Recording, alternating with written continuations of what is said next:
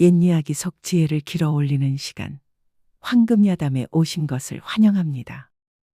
지금으로부터 아주 오래전 깊은 산속 한 선비가 폭포수 아래 바위에 정자하고 앉아 있었습니다. 그의 이름은 수호. 그는 쏟아지는 물줄기 속에서도 미동 없이 스승의 가르침을 되새기고 있었죠. 수호야, 평정심이 깨지면 기운을 잃는다. 특히 욕망과 분노는 기운을 탁하게 만드는 가장 무서운 근원이니 평생을 경계하고 다스려야 하느니라. 수호는 사람과 만물에 깃든 기운을 읽는 기묘한 능력을 지녔습니다. 그는 평정심을 유지한 고요한 눈으로 장터를 거닐었지요. 마침 한 약초 좌판에서 유난히 맑은 기운이 피어오르는 것을 보았습니다. 그 약초에는 병든 노모를 살리겠다는 총각의 간절한 효심이 깃들어 있었죠. 아니나 다를까 잠시 후 한 총각이 나타나 그 약초를 소중히 사들고 갔습니다. 수호는 옅은 미소를 지었습니다. 맑은 기운은 이렇듯 맑은 인연을 자석처럼 끌어당기는 법이었죠. 하지만 그의 미소는 마을 어귀의 거대한 기와집 앞에서 이내 사라졌습니다. 악명 높은 최양반의 집이었죠. 수호의 눈에 그 집은 수십 년 묵은 탐욕과 원망의 탁한 기운에 휩싸여 있었습니다. 그리고 그 탁한 기운은 어김없이 탁한 인연들만 끌어들이고 있었죠. 최양반의 탁한 기운에 이끌린 사기꾼과 아첨꾼들이 대문을 들끓었습니다. 바로 그때 수호는 그 탁한 무리 속에서 유독 기이한 자를 발견했습니다. 다른 이들의 기운은 탐욕으로 번들거리는데 유독 한 사내의 기운만이 마치 심연처럼 고요하게 숨겨져 있었습니다. 기운을 숨기다니 저자는 보통 내기가 아니구나. 그 사내가 바로 훗날 관상가로 불릴 묵심이었습니다. 잠시 후 최 양반이 묵심을 맞이하러 대문 밖으로 나왔습니다. 그때 한 하녀가 차를 내오다가 그만 묵심과 부딪혀 차를 쏟고 말았지요. 하녀의 이름은 은혜였습니다. 묵심은 자신의 옷자락에 밴 맑은 기운의 본능적인 불쾌감을 느끼며 은혜를 차갑게 노려보았습니다. 수호는 바로 그 순간 숨이 멎는 듯 했습니다. 최 양반과 묵심 그리고 그 집 전체를 뒤덮은 지옥 같은 탁한 기운 속에서 유일하게 아주 유일하게 방금 차를 쏟은 그 하녀 은혜에게서만 연꽃처럼 맑고 깨끗한 기운이 피어오르고 있었기 때문입니다. 저 탁한 곳에 어찌 저리 맑은 이가. 수호의 강렬한 시선을 느낀 은혜가 고개를 들었습니다. 두 사람의 눈이 허공에서 마주쳤습니다. 그 순간 수호는 지금껏 단 한 번도 느껴본 적 없는 운명적인 이끌림에 심장이 거세게 뛰는 것을 느꼈습니다. 그것은 맑은 기운에 대한 순수한 교감이었죠. 수호는 당황하여 황급히 자리를 피했습니다. 그날 밤 수호는 수련을 위해 다시 바위 위에 앉았지만 좀처럼 정신을 집중할 수가 없었습니다. 평정심을 되찾아야 한다. 그렇게 되새길수록 머릿속에는 은혜의 맑은 기운이 아닌 그녀의 아름다운 얼굴이 자꾸만 떠올랐습니다. 수호는 당황하며 억지로 고개를 저었습니다. 아니다. 이것은 선입견이다. 마음이 흔들려서는 안 된다. 한편 그 시각 은혜 역시 잠을 이루지 못하고 있었죠. 자신을 꿰뚫어 보듯 바라보던 그 낯선 선비의 신비한 눈빛을 떠올리며 알 수 없는 호기심에 휩싸여 있었습니다. 그날 밤 수호는 뜬 눈으로 밤을 지새웠습니다. 수련을 위해 눈을 감으면 맑은 기운의 은혜가 아닌 붉은 입술과 고운 뺨을 가진 여인이 나타나 마음을 어지럽혔죠. 급기야 수호는 악몽까지 꾸고 말았답니다. 꿈속에서 은혜의 맑은 기운을 쫓아갔지만 그녀가 뒤돌아보는 순간 기운은 간데없이 사라지고 눈부신 미모가 빛이 되어 수호의 눈을 멀게 하는 꿈이었죠. 수호는 식은땀을 흘리며 자리에서 일어났습니다. 설마 아닐 것이다. 불안감에 휩싸인 수호는 곧장 장터로 달려갔습니다. 그리고 한 상인을 바라보았죠. 다행이었습니다. 상인의 어깨에 짙게 들이온 탐욕의 탁한 기운이 선명하게 보였습니다. 능력 자체가 사라진 것은 아니었죠.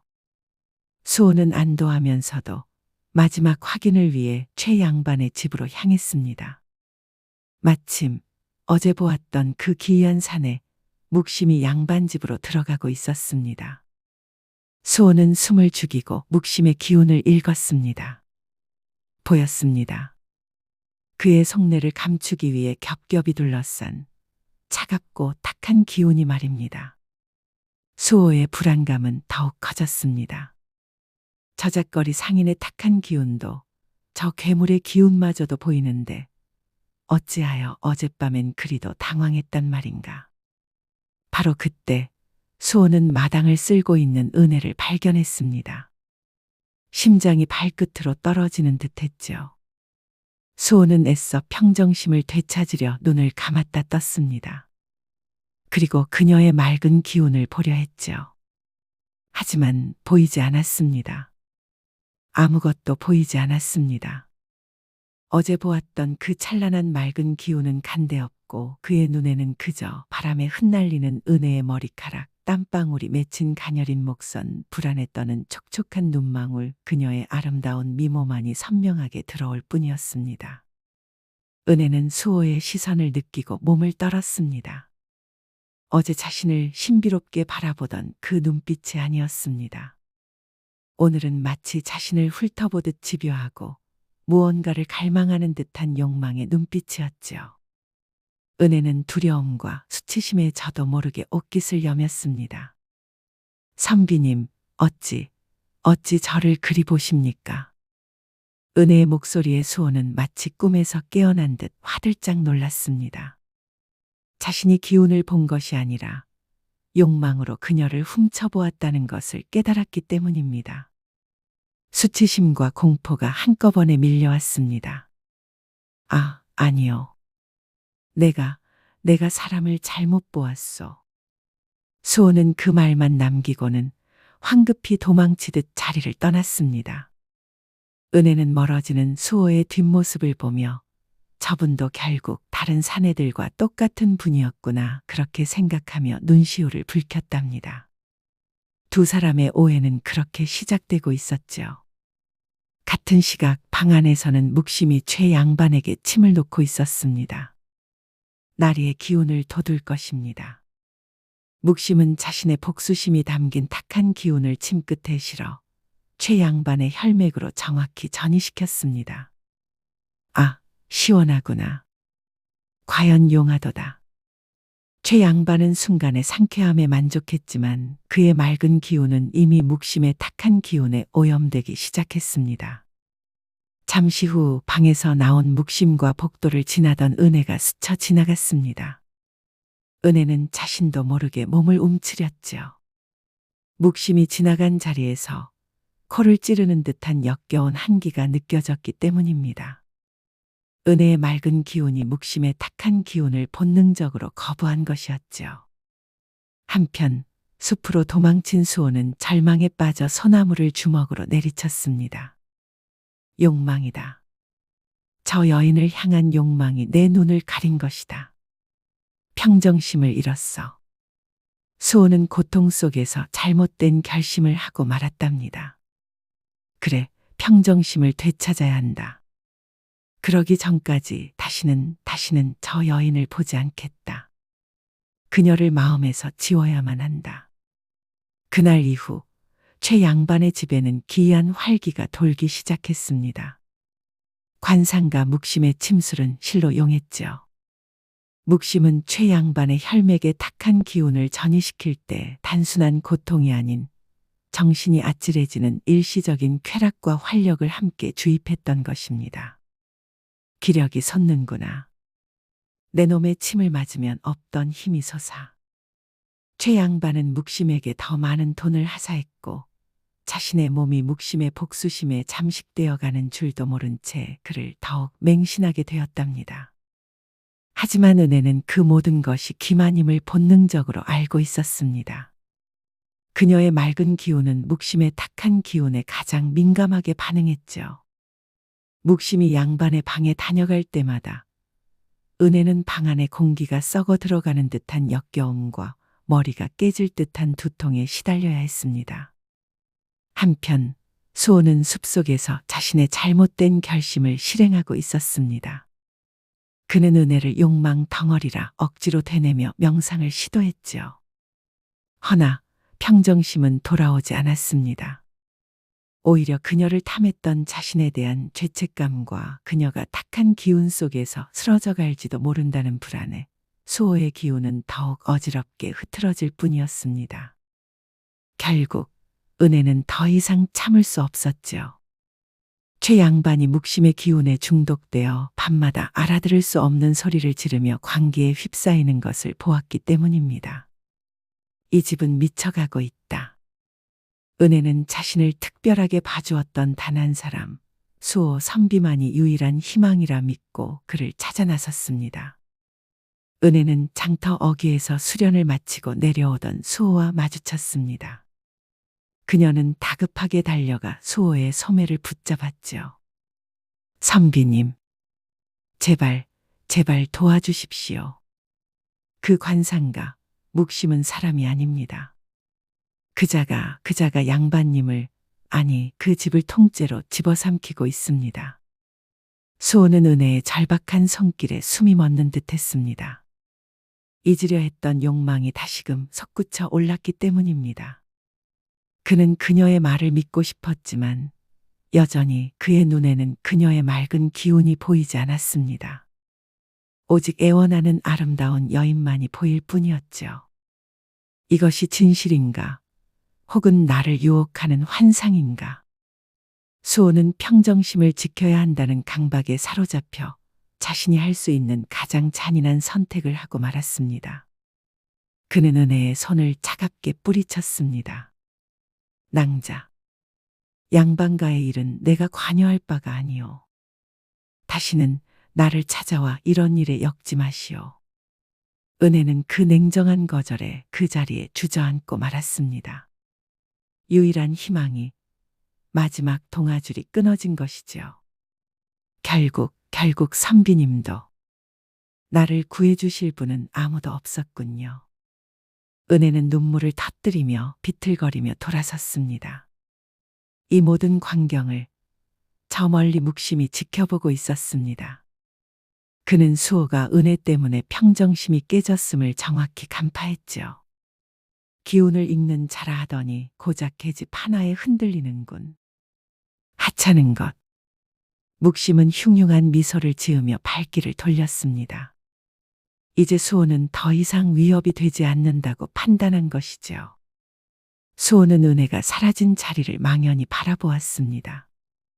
그래, 잘한 일이다. 나는 평정심을 지켜야 한다. 그는 스스로를 합리화하려 애썼습니다. 하지만 가슴 한쪽이 서늘하게 아파오는 것은 어찌할 도리가 없었답니다.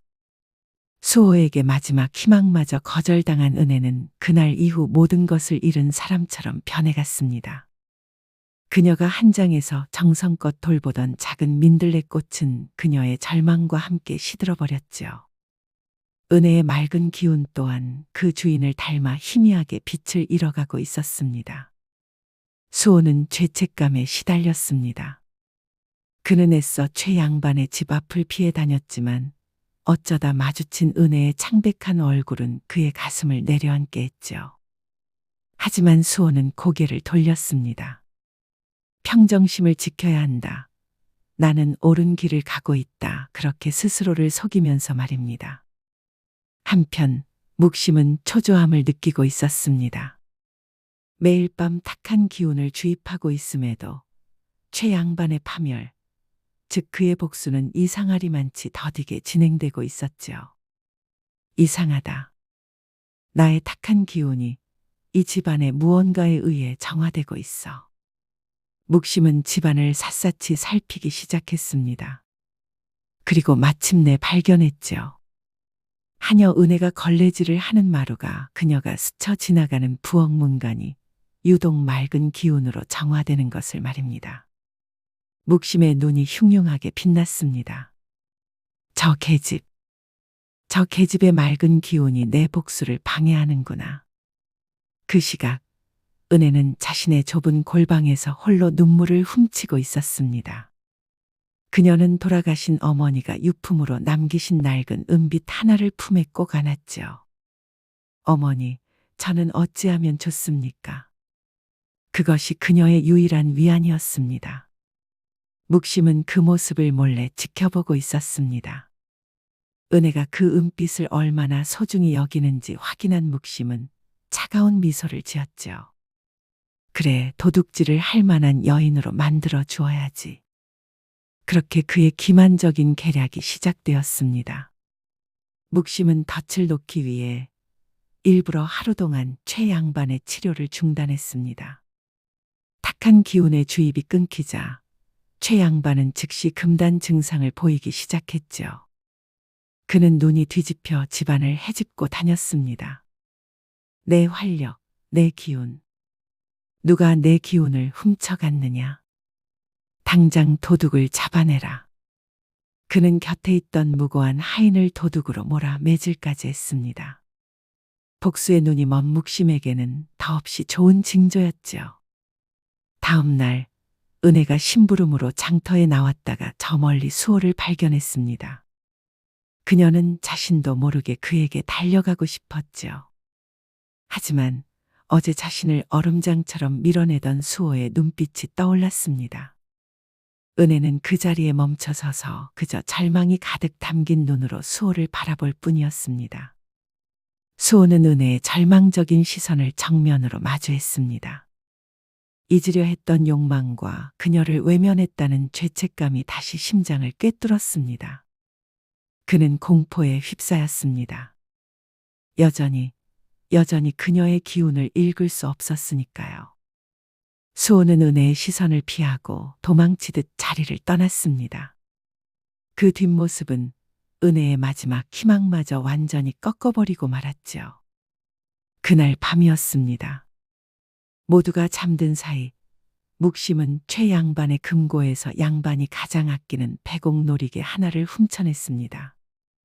그리고는 쥐 죽은 듯 조용히 은혜의 골방으로 들어가 그녀가 유일하게 기댔던 낡은 은빛 바로 옆에 그 백옥 놀이개를 슬며시 숨겨두었답니다. 이제 은혜를 올가맬 누명의 덫은 완벽하게 완성된 것이었습니다. 다음 날 아침이 밝자마자 묵심은 최 양반의 방에서 호들갑을 떨며 소란을 피웠습니다. 나리, 큰일 났습니다. 어젯밤 나리의 방에 도둑이 든 듯합니다. 최 양반이 잠에서 깨어 확인해 보니 그가 가장 아끼던 백옥 놀이개가 감쪽같이 사라지고 없었지요. 이미 기운 중독과 금단 증상으로 이성이 마비된 최 양반은 감히 내 것을 훔쳐? 라며 고함을 질렀습니다. 그는 당장 모든 하인들을 마당에 꿇어앉히고 광기를 부리기 시작했지요. 은혜는 이 모든 소동 속에서도 체념한 듯 조용히 눈을 감고 있었습니다. 수호 선비에게마저 버림받은 지금 이 집에서 무슨 일이 벌어져도 더 이상 놀랄 것이 없었기 때문입니다. 그때 묵심이 최 양반에게 다가가 교활하게 속삭였습니다. 나리, 어젯밤 제가 나리의 기운을 살피니 이 집의 맑은 기운이 나리의 탁한 기운을 훔쳐가는 것을 보았습니다. 저 계집, 은혜의 방을 보셔야 합니다. 최 양반의 명령에 하인들이 은혜에게 달려들었습니다. 은혜는 그제야 상황을 파악하고 격렬히 저항했습니다. 저는 아닙니다. 저는 결코 그런 짓을 하지 않았습니다. 하지만 아무도 그녀의 편을 들어주지 않았습니다. 하인들은 은혜의 좁은 골방을 마구 뒤지기 시작했습니다. 그리고 마침내 묵심이 숨겨두었던 백옥 놀이개가 은혜의 유일한 재산인 어머니의 은빛 바로 옆에서 발견되었습니다. 은혜는 눈앞이 캄캄해지는 것을 느꼈습니다. 제 것이 아닙니다. 저것은 처음 보는 것입니다. 제발 믿어주십시오. 은혜는 피를 토하듯 절규했습니다. 하지만 최 양반은 저 요망하고 불경한 것. 이라며 당장 그녀를 포박하여 관하로 끌고 가라 명했지요. 은혜가 양반의 물건을 훔친 도둑으로 몰려 포승줄에 묶인 채 장터를 가로질러 끌려갔습니다. 사람들은 쯧쯧 하녀가 주제도 모르고 양반 물건에 손을 대다니 라며 수군거렸지요.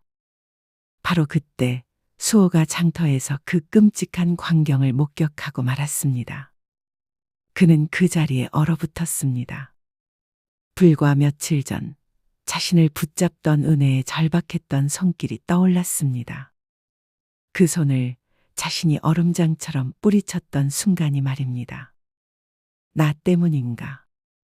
내가 그녀를 외면했기 때문에, 그녀의 마지막 손길마저 뿌리쳤기 때문에 수호의 머릿속이 죄책감으로 하얗게 변했습니다. 그는 분노와 죄책감에 휩싸여 관아의 옥사로 미친 듯이 달려갔습니다. 옥사에 도착한 수호는 쇠창살을 붙잡고 절규하는 은혜를 마주했습니다. 선비님, 저는 정말 아닙니다. 제발 제 결백을. 수호는 그녀의 기운이라도 읽어 결백을 증명하려 애썼습니다. 제발 보여다오. 너의 맑은 기운을. 하지만 욕망의 분노라는 탁한 감정까지 겹쳐버린 그의 눈에는 아무것도 보이지 않았습니다. 은혜의 기운도, 옥사의 음습한 탁한 기운도 아무것도 보이지 않게 되었습니다. 그저 절망에 빠져 쇠창살을 붙잡고 우는 아름다운 여인만이 보일 뿐이었습니다. 완전한 능력 상실. 수호는 그 끔찍한 진실 앞에서 그대로 주저앉고 말았답니다. 그날 밤 수호는 옥사 앞 차가운 바닥에서 뜬 눈으로 밤을 지새웠습니다. 아침이 밝자마자 그는 포도대장의 앞을 가로막고 애원했지요. 나리, 그 아이는 결코 도둑질을 할 아이가 아닙니다. 제발 재수사를 청합니다. 하지만 포도대장은 혀를 차며 그를 밀어냈습니다. 선비, 증거가 차고 넘치는데 대체 무엇을 근거로 그리 말하는 것이오. 정신이 온전치 못하면 그저 집으로 돌아가시오. 수호는 아무 말도 할 수 없었습니다. 기운을 잃은 그에게는 아무런 근거도 증거도 없었으니까요. 그때 묵심이 은혜의 안위를 걱정하는 척하며 옥사를 찾아왔습니다. 그는 절망에 빠진 수호의 곁을 일부러 어깨를 스치며 지나갔죠. 자신의 탁한 기운을 의도적으로 드러내 보인 것입니다. 하지만 수호는 아무것도 느끼지 못했습니다. 묵심은 수호의 텅 비고 공허한 눈을 확인하고는 아무도 모르게 조소를 지었습니다. 눈이 멀었군. 그는 이제 거칠 것이 없다는 듯 유유히 옥사를 빠져나갔죠. 수호는 묵심의 뒷모습을 보며 완벽한 패배감에 주저앉고 말았습니다. 수호는 간신히 은혜를 면회할 수 있었습니다. 은혜는 수척해진 얼굴로 그가 와준 것만으로도 눈물을 터뜨렸습니다. 선비님, 저는 정말 아닙니다. 수호는 차가운 쇠창살을 붙잡고 떨리는 목소리로 답했습니다. 알고 있어. 내가 미안하오. 그것은 기운이 아닌 진심에서 우러나온 사과였습니다. 하지만 사과만으로는 그녀를 그 지옥에서 꺼내줄 수 없었죠. 묵심은 자신의 복수의 마지막 쐐기를 받고 있었습니다. 그는 최 양반에게 말했죠. 나리, 기운을 훔친 도둑은 잡혔으나 나리를 병들게 한 탁한 기운의 근원이 바로 저 계집의 정체였습니다. 당장 그 근원을 뽑아내지 않으면 나리께서 위험해지십니다. 은혜를 사용시켜야 한다는 기만적인 속삭임이었습니다. 수호는 증거라도 찾기 위해 최 양반의 집 담장을 넘으려 했습니다. 하지만 기운을 읽지 못하는 그는 평범한 선비일 뿐이었죠. 그는 곧바로 하인들에게 발각되었고 어디서 선비 행세를 하는 도둑놈이냐. 하인들은 수호를 마당에서 내쫓아 버렸습니다. 절망은 거기서 끝이 아니었습니다. 며칠 뒤 장터 어귀에 방이 붙었습니다. 양반의 물건을 훔친 하녀 은혜를 3일 뒤 차명에 처한다. 수호는 그 글자 앞에서 온몸에 피가 차갑게 식는 것을 느꼈습니다. 그 순간 수호의 뇌리를 스치는 기억이 있었습니다. 그 자는 괴물입니다. 제발 도와주십시오. 자신에게 애원하던 은혜의 절박한 목소리였습니다. 수호는 피를 토하듯 중얼거렸습니다. 나는 기운이 보이지 않는다는 이유로 너의 진심을, 너의 절박함을 보지 않았어. 그는 비로소 깨달았습니다. 자신이 기운이라는 기묘한 능력에 취해 얼마나 오만했는지를 말입니다. 평정심을 지킨다는 고상한 명목으로 욕망에 굴복한 자신의 나약함을 외면하고 결국 은혜를 버렸던 것입니다. 수호는 미친 듯이 달리기 시작했습니다. 그가 처음 수련을 시작했던 제한장의 그 폭포수 아래로 말입니다. 그는 차가운 물줄기를 온몸으로 맞으며 절규했습니다. 내 눈을 멀게 한 것은 욕망이 아니었다. 진실을 외면하고 그녀의 손을 뿌리쳤던 나의 비겁함이었다. 수호는 폭포수 아래 다시 정자하고 앉았습니다.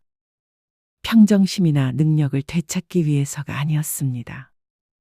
사람을 구하기 위한, 자신의 오만과 비겁함을 부수기 위한, 진짜 깨달음을 얻기 위해 그는 마지막 명상을 시작했습니다. 은혜의 형 집행일이 하루 앞으로 다가왔습니다. 수호는 이틀째 폭포수 아래에서 미동도 없이 앉아 있었습니다. 그의 마음속에서는 여전히 은혜의 아름다운 미모를 탐하던 욕망과 그녀의 손길을 뿌리쳤던 자신의 비겁함이 교대로 그를 괴롭히고 있었죠. 그때 수호의 귓가에 스승의 목소리가 환청처럼 들려왔습니다. 수호야, 평정심을 지켜라. 수호는 괴로움에 소리쳤습니다. 스승님, 욕망이 인간의 본성이거늘 어찌 그것을 버려야만 평정심을 얻는단 말입니까? 그것을 버리려 할수록 저는 더욱 깊은 나락으로 떨어지고 있습니다. 수호는 자신의 심장을 움켜쥐고 절규했습니다. 그래, 나는 그녀를 탐했다. 그녀의 미모에 눈이 멀었다. 하지만 그보다 더 간절히 나는 그녀를 구하고 싶다. 바로 그 순간이었습니다. 수호는 깨달았습니다. 평정심이란 욕망을 억누르고 지워버리는 것이 아니었습니다. 그 욕망마저 끌어안고 그것을 사랑과 헌신이라는 더 큰 맑은 기운으로 받아들이는 것. 그것이 바로 스승이 말한 진정한 평정심임을 말입니다. 수호가 천천히 눈을 떴습니다. 그의 눈은 이전보다 수십 배는 더 맑고 깊게 빛나고 있었지요. 세상이 달라져 보였습니다. 폭포수의 맑은 기운이, 세상 만물의 기운이 거짓말처럼 다시 보이기 시작했습니다. 능력이 돌아온 것입니다. 수호는 곧장 관아가 있는 마을 방향을 바라보았습니다. 이제 그의 눈에는 선명하게 보였습니다. 옥사에 갇힌 채 희미하게 빛을 잃어가고 있는 은혜의 맑은 기운이, 그리고 그 위를 집어삼킬 듯이 맴돌고 있는 묵심의 거대하고 탁한 사리의 기운이 말입니다. 수호가 산에서 내려왔습니다. 그는 더 이상 욕망에 흔들리던 나약한 선비가 아니었죠. 모든 진실을 꿰뚫어 보는 깨달은 자의 모습이었습니다. 수호는 관아로 달려가기 전 묵심이 드나들던 약방으로 향했습니다. 그리고 망설임 없이 묵심이 사용하던 침통을 집어들었죠. 보였습니다. 그 침통이 겹겹이 쌓여 굳어버린 최 양반을 향한 탁한 사리와 저주의 기운이 말입니다. 이것이다. 이것이 모든 증거다. 수호는 침통을 품에 안고 관아로 향했습니다. 은혜의 형 집행일 아침. 그녀는 묵심의 계략대로 최 양반의 집 마당으로 끌려 나왔습니다. 최 양반은 광기 어린 눈으로 그녀를 노려보았고 묵심은 그 곁에서 회심의 미소를 짓고 있었죠. 망나니의 칼이 은혜의 목을 향해 치켜 올라간 바로 그 순간 수호가 군중을 뚫고 마당으로 뛰어들며 외쳤습니다. 멈추시오. 이 모든 것은 저자 묵심이 자신의 정체를 숨기기 위한 기만극이요. 수호는 품에서 묵심의 침통을 꺼내 들었습니다. 묵심은 어이가 없다는 듯 포도대장을 보며 말했지요. 나리, 저자는 저작거리에서 기운 따위를 운운하는 미치광이일 뿐입니다. 저 침통이 어찌 증거가 된단 말입니까? 수호는 묵심을 똑바로 바라보며 말했습니다. 이 침통에는 최양반을 향한 탁한 사리가 10년간 깃들어 있어. 그 말에 묵심이 큰 소리로 웃었습니다. 사리라, 하찮구나. 내 아버지를 죽인 원수를 향한 복수심이 어찌 사리가 아니겠는가. 그래, 나는 복수심으로 가득 차 있다. 허나 그것이 어찌 증거가 된다는 말이냐. 묵심은 증거가 없음을 확신하며 오만하게 외쳤지요. 수호는 묵심을 보지 않고 포도대장을 향해 말했습니다. 나리께서는 기운을 믿지 않으실 터. 그럼 그 기운이 남긴 물적인 증거를 눈앞에서 보여드리겠소. 여기 가장 맑은 물 한 대접만 가져다 주시오. 군중들이 수군거리는 가운데 곧 맑은 물이 담긴 흰 사기 대접이 들어왔습니다. 모두의 시선이 그 대접에 쏠렸지요. 수호는 묵심의 침통에서 은침 하나를 뽑아 들었습니다. 이 침에 깃든 탁한 사리가 이 맑은 기운을 만났을 때 어찌 변하는지 똑똑히 보시오. 수호가 침을 맑은 물에 담그는 바로 그 순간이었습니다. 믿을 수 없는 일이 벌어졌지요. 티 없이 맑았던 물이 마치 먹물을 푼 듯 순식간에 검고 탁하게 변색되기 시작했습니다. 물이 썩었다. 저것이 대체. 군중들은 경악했고 포도대장 역시 눈앞의 광경에 입을 다물지 못했답니다. 묵심에 오만했던 웃음이 그 자리에서 얼어붙었습니다. 자신의 기운이 이렇듯 물리적으로 증명되리라고는 상상조차 못했던 것입니다. 수호는 공포에 떠는 묵심에게 다가가 마지막 쐐기를 박았습니다. 그리고 이 기운은 내가 10년 전 너의 아버지가 누명을 쓰고 옥사하던 그날 밤 피눈물을 흘리며 이씨 가문의 사당에서 복수를 맹세하던 그날의 원한뿐만이 아니더구나. 수호는 묵심의 눈을 꿰뚫어 보며 말했습니다. 이 기운은 3년 전 내가 이 탁한 기운을 시험하기 위해 내가 키우던 누렁이에게 기운을 전이시켜 죽였던 그날의 죄책감까지 모조리 머금고 있다. 그것도 거짓이라 하겠느냐? 묵심의 눈이 거칠게 흔들렸습니다. 사당의 맹세 그리고 아무도 모르는 개를 죽인 죄책감. 자신을 완벽하게 꿰뚫어 보는 수호의 맑은 눈앞에서 묵심은 자신이 기운을 다스린 것이 아니라 기운에 갇혔음을 깨닫고 무너져 내렸습니다. 내가 어찌 그것을. 묵심, 아니, 이선은 더 이상 버티지 못하고 광기 어린 절규와 함께 모든 것을 자백했습니다. 맞다, 내가 죽였다. 아니, 죽이고 있었다. 내 탁한 기운으로 저놈의 맑은 기운을 모두 말려 죽일 작정이었다. 그의 자백과 함께 터져나온 탁한 사리에 이미 기운에 중독되었던 최양반이 마지막 이성의 끈을 놓치고 말았습니다. 그는 그 자리에서 검은 피를 토하며 쓰러져 자신의 탐욕이 불러온 끔찍한 인과응보를 맞이했죠. 묵심은 모든 복수가 완성된 것을 보고 허탈하게 웃다가 포졸들에게 포박되었습니다. 그는 자신의 탁한 복수심에 완전히 잠식된 채 감옥으로 끌려가며 파멸하고 말았답니다. 수호는 마당에 주저앉아 있던 은혜에게 다가가 그녀의 포승줄을 직접 풀어주었습니다. 은혜는 모든 상황이 믿기지 않는 듯 그저 눈물만 흘리며 수호를 바라보았지요. 수호는 은혜를 데리고 그녀가 몰래 돌보던 민들레 꽃이 피어있던 뒤뜰로 갔습니다. 수호는 은혜를 바라보며 자신의 가장 부끄러운 비밀을 고백하기 시작했습니다. 낭자, 실은 나는 처음 당신을 본 그 순간부터 당신의 기운을 잊지 못했어. 은혜가 의아한 눈으로 그를 바라보았죠. 수호는 괴로운 듯 말을 이었습니다. 내 마음에 낭자의 미모를 탐하는 욕망이 깃들었고 그 탁한 감정이 내 눈을 가렸기 때문이요. 나는 평정심을 잃고 낭자를 외면했어. 수호는 은혜의 낡은 어머니의 은빛을 품에서 꺼내 건네주었습니다. 그것은 그가 은혜의 누명을 벗기기 위해 그녀의 골방에서 몰래 챙겨두었던 것이죠. 나의 탁한 욕망마저 끌어안고 그것을 사랑으로 받아들이는 것이 나의 진심임을 깨달았어. 나의 기운이 아닌 이 진심을 받아주시겠어. 은혜는 수호의 이상야릇한 고백에 눈물을 흘리며 고개를 끄덕였답니다. 두 사람은 맑은 기운을 되찾고 그렇게 서로의 진심을 받아들이며 새로운 운명을 함께하게 되었죠. 오늘 밤 이 이야기가 여러분께 작은 휴식이 되었기를 바랍니다. 이야기가 마음에 드셨다면 구독과 좋아요로 저희 이야기 보따리를 채워주시면 감사하겠습니다. 다음에도 마음 따뜻해지는 이야기로 찾아뵙겠습니다. 편안한 밤 보내시길 바랍니다.